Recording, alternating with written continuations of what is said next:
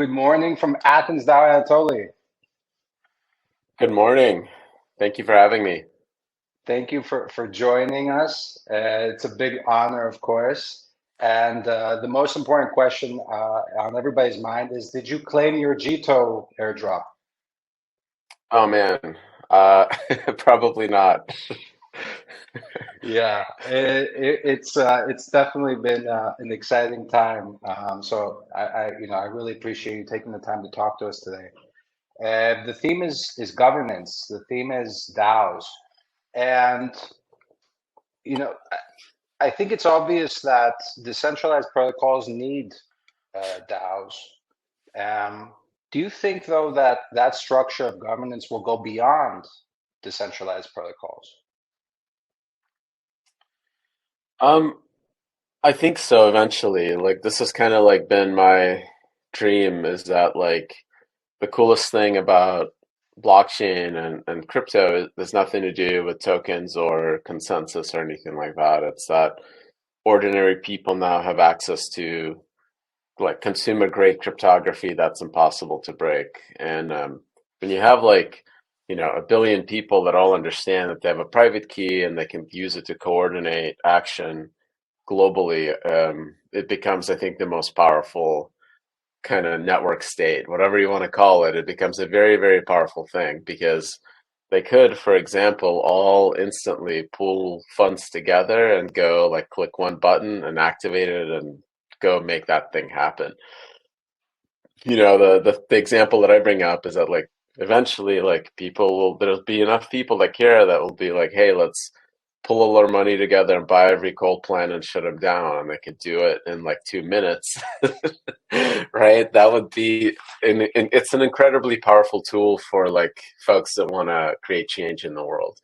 um, that is also probably very dangerous aspect of it that goes beyond like like it's like it's very bizarre, very sci-fi, very there's like, bad things could happen when you have like very fast populist movements and stuff. But generally, I think empowering individuals to do this kind of thing often leads to like long-term better outcomes for everyone.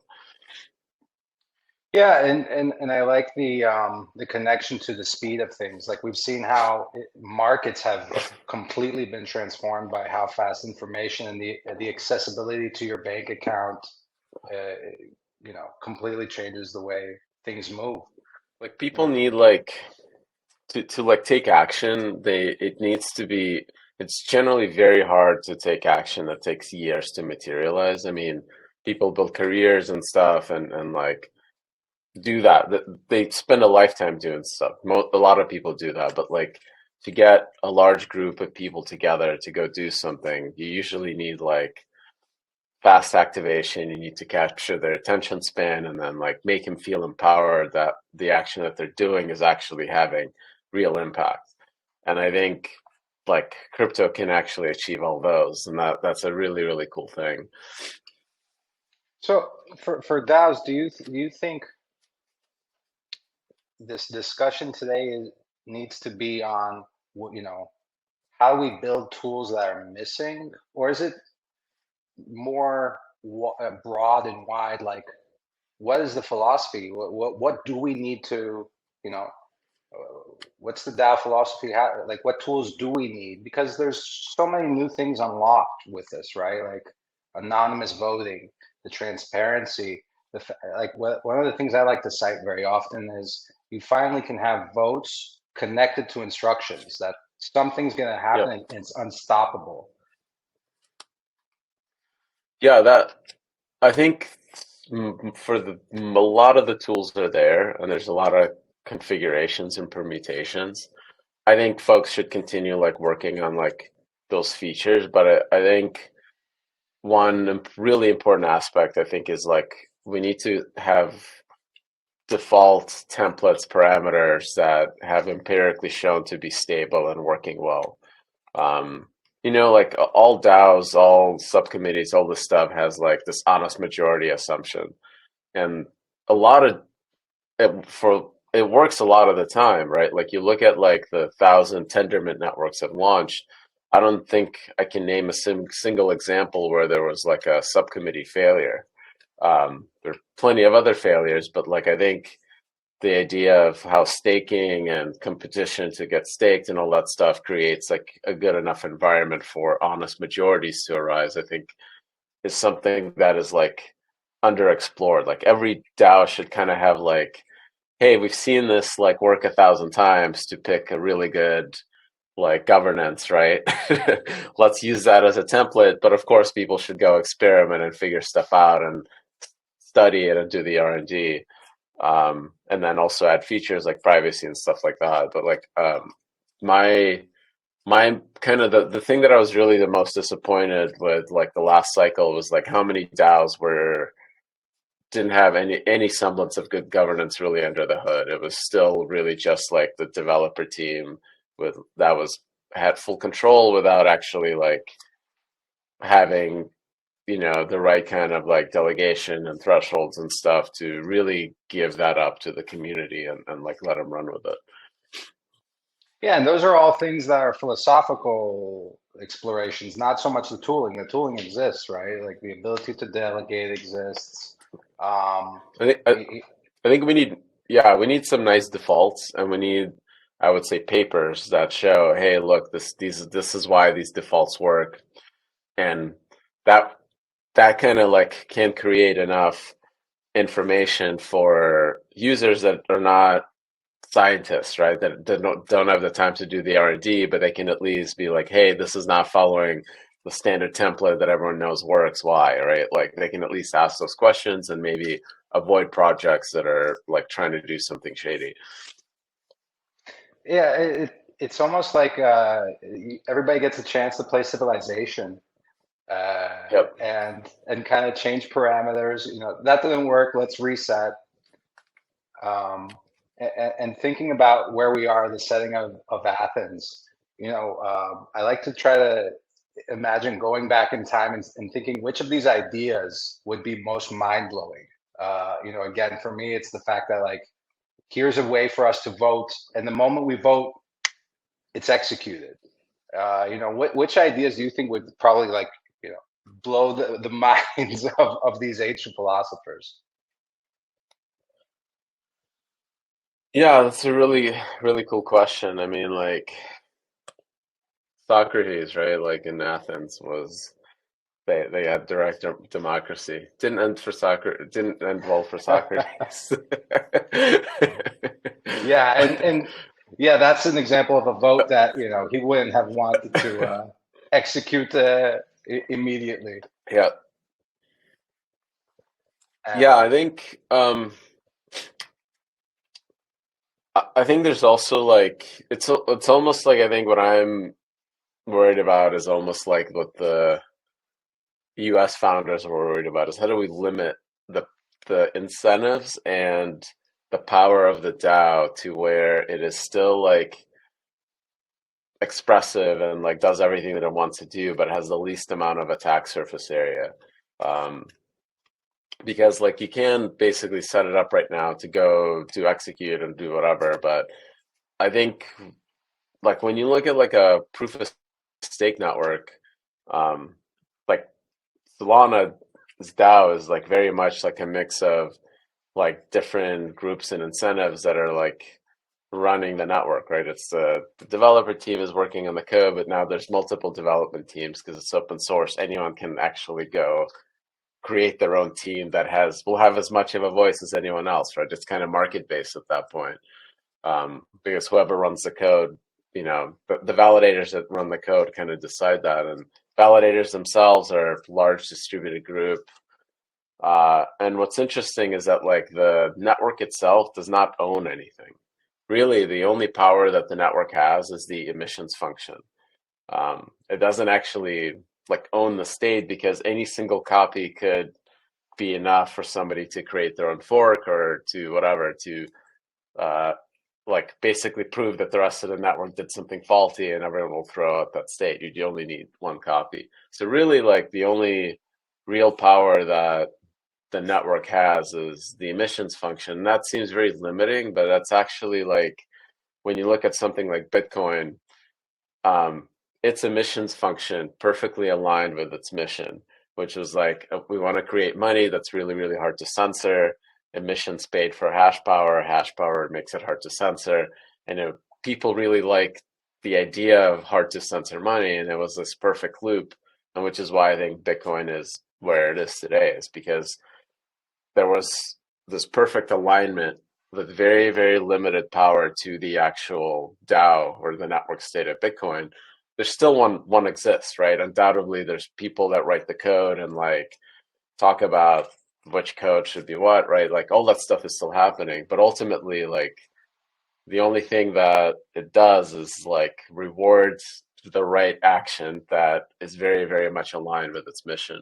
I think if we can solve the governance problems where we have like enough limits and like kind of effectively the smallest amount of control that the DAO needs to direct the emissions function towards like a measurable mission, I think is my like the idea that I want is like somebody to build that structure and then like go let it run on a bunch of different social experiments, whatever that like mission is. I don't really care, right? That's up to the 10 billion people on the planet or whatever. There's always somebody that's going to think that's the coolest thing ever.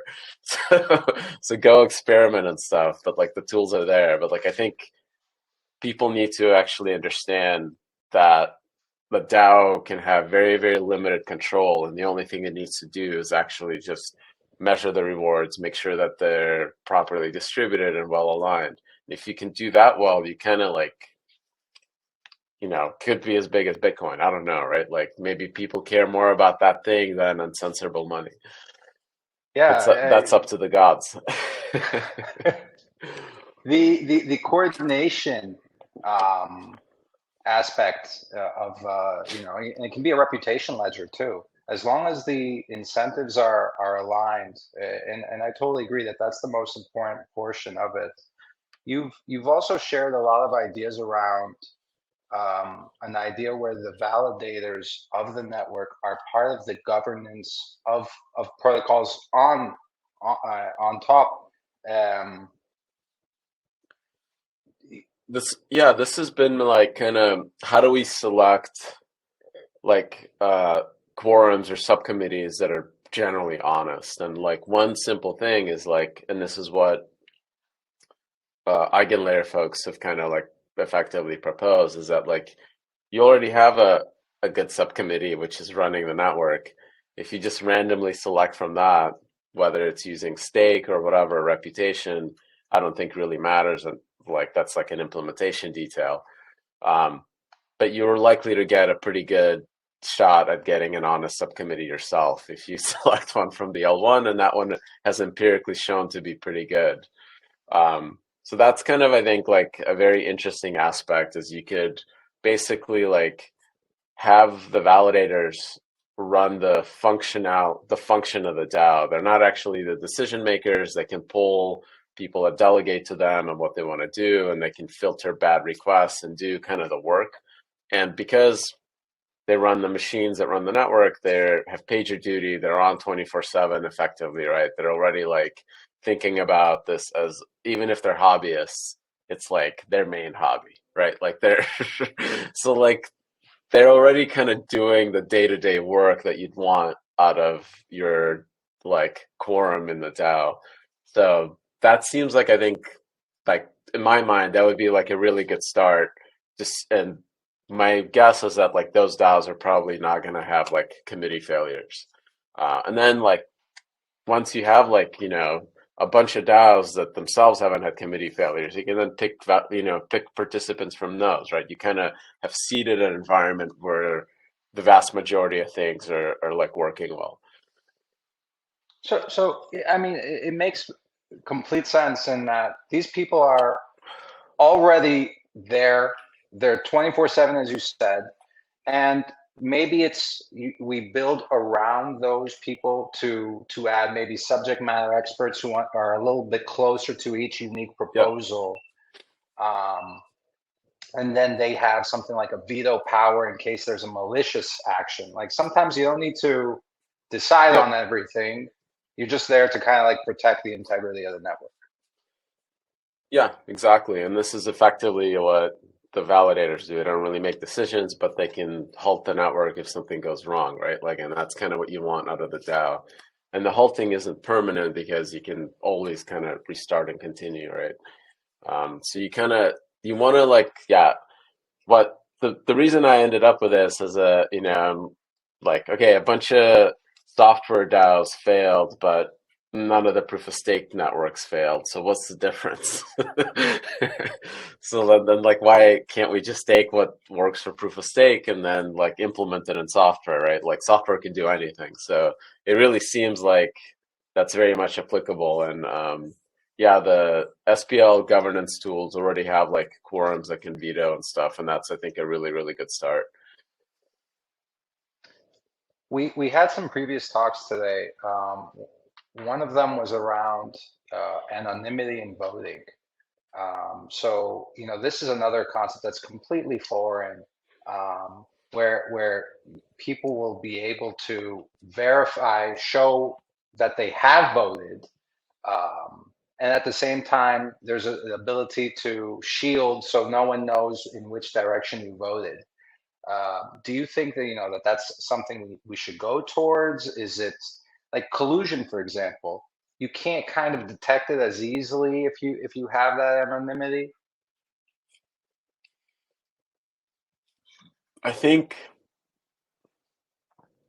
if your emissions function was really good and people actually got the tokens with real work that was verified, like you have with Bitcoin, then that can actually be a useful Sybil check because you have kind of this very, very good observed proven loop of like people spending their real resources, their real time that's hard to fake to acquire the token that's now representing that.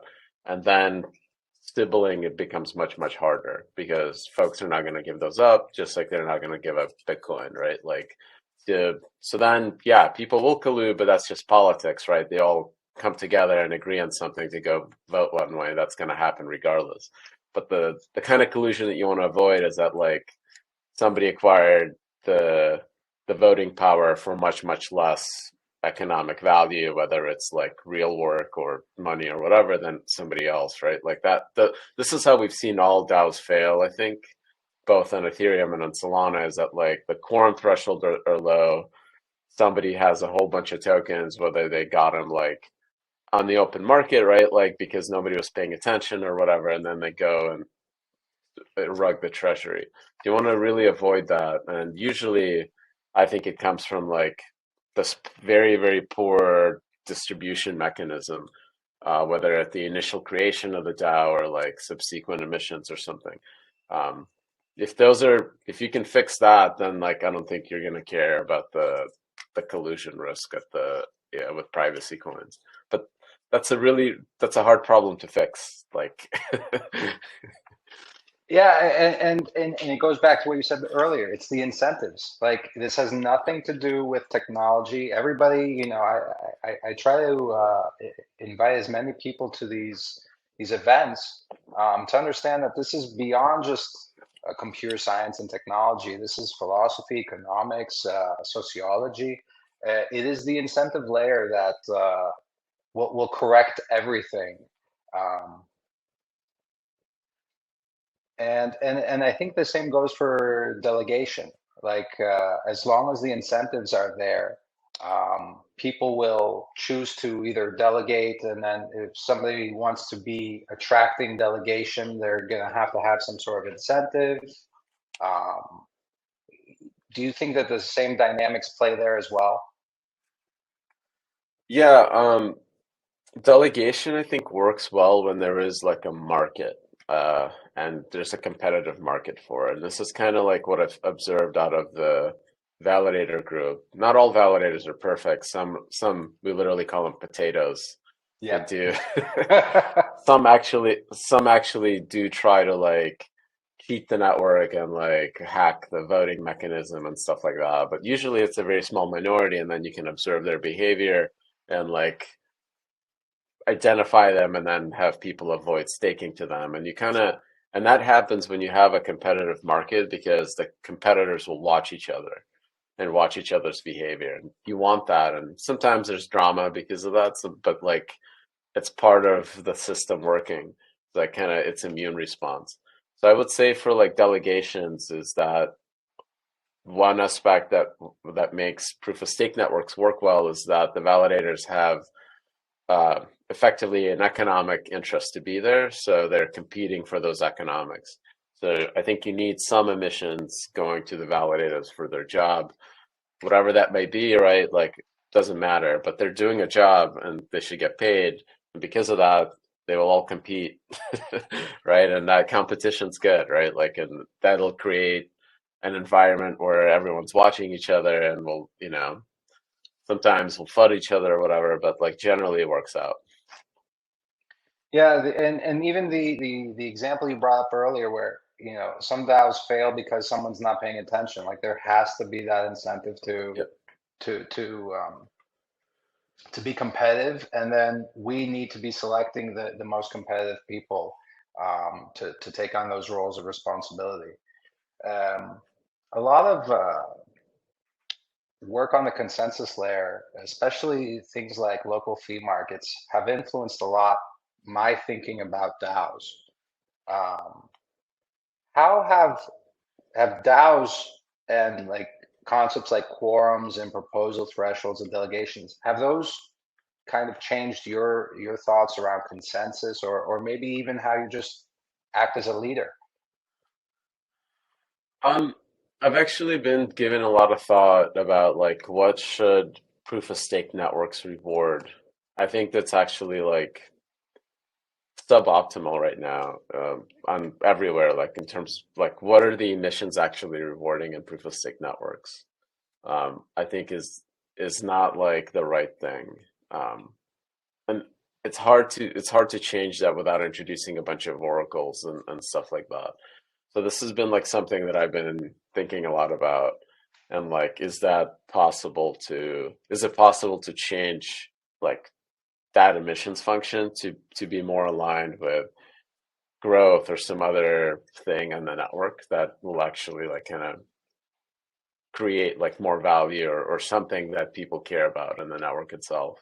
Um, so that's been I think like a hard like something that I've been thinking hard about, and I haven't found a solution. I haven't found anyone else that solved it either in crypto. So we'll see.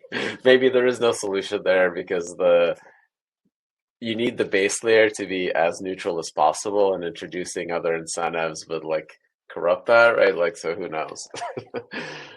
Yeah, and that's mind blowing that you're thinking about it. I appreciate that a lot because the easiest thing would be to say, look, it is what it is. But yeah, if there was a way to objectively, that is the problem.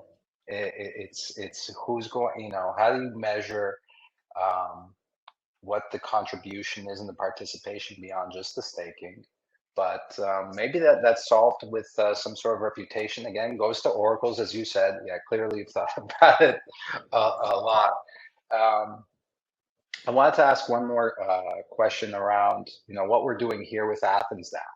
I know that Solana has kind of been the first to really go wide with this idea of hacker houses, and now Hacker House X allows events like this to happen. Um, why do you think it's important to have these kind of events and involving people who are, not necessarily deep in blockchain and cryptography? Um, I mean, like we didn't know the Hacker House thing was going to be such a huge success, but it happened like, you know, two breakpoints ago at this point, organically. Just a bunch of people wanted to get together and start working together. And it was during COVID, and we kind of really, all of us just immediately recognized, oh yeah, we've been stuck alone at home for like a year and like talking to these folks online, and you build friendship and relationships online, but there's like this like need to go actually see those people and shake their hands and whatever and like hang out, a very, very rudimentary tribal need to do that with like your friends, right? Like that you've made. online. So I think the in-person events are really important to like build those reputations and that web of trust between all the folks in the community. That like soft network that kind of holds everything together is really based on that web of trust between people. I think without like in-person events, it's going to be really, really hard to kind of build and maintain it.